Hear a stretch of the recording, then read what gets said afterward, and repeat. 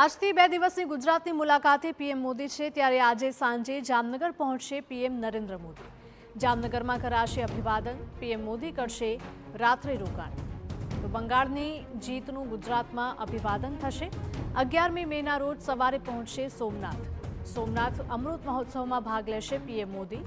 હેલીપેડથી સોમનાથ મંદિર સુધી રોડ શોનું પણ આયોજન કરાયું છે। રોડ શો બાદ સોમનાથ દાદાની પૂજા કરશે પીએમ મોદી અને જાહેર સભાને પણ સંબોધન કર્યા બાદ કરશે સાગર દર્શન। સોમનાથ ટ્રસ્ટની બેઠકમાં ભાગ લઈને જશે વડોદરા ખાતે। વડોદરામાં સરદાર ધામના કાર્યક્રમમાં તેઓ હાજરી આપશે। વડોદરામાં કાર્યક્રમ બાદ રોડ શો યોજાવાનો છે। રોડ શો પૂર્ણ કરીને દિલ્હી પરત થશે રવાના।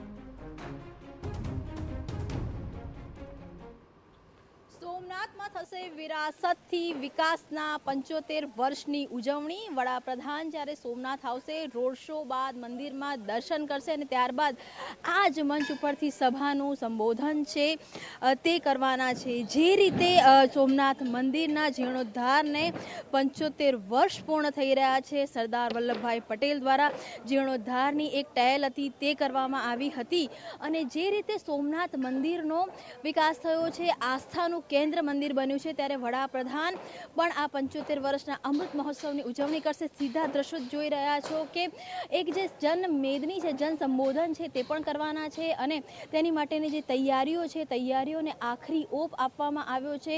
દર વખતની જેમ અહીં પણ ડી આકારનું એક આખું કહી શકાય કે અલગ અલગ ક્લસ્ટર્સ છે તે તૈયાર કરવામાં આવ્યા છે। માનવામાં આવી રહ્યું છે કે વડાપ્રધાન આવશે ત્યારે લગભગ 10,000 જેટલા લોકો છે તે આ જે જનસભા થઈ રહી છે ત્યાં રોકાવાના છે અને સંબોધન છે તે સાંભળવાના છે। આ સંબોધન મહત્વનું એટલે પણ છે કે જ્યાં વિરાસતના 75 વર્ષ પૂર્ણ થઈ રહ્યા છે, તો તેની સાથે જ બંગાળમાં પણ ભગવો છે તે લહેરાયો છે, એટલે કે ત્યાં નવી વિરાસતની શરૂઆત છે તે થવા જઈ રહી છે અને તમામની વચ્ચે આ જે અંતિમ ઘડીની તૈયારીઓ છે તે ચાલી રહી છે। બોમ્બ સ્ક્વોડ હોય કે ડોગ સ્ક્વોડ હોય, તેના જ્યાં એક તરફ સતત જે ઓપ છે તે મંચને આપવામાં આવી રહ્યો છે, તો બીજી તરફ જે ચેકિંગ છે એ ચાહે બોમ્બ સ્ક્વોડની ચેકિંગ હોય, ડોગ સ્ક્વોડની ચેકિંગ હોય, તે સતત છે તે ચાલી રહી છે।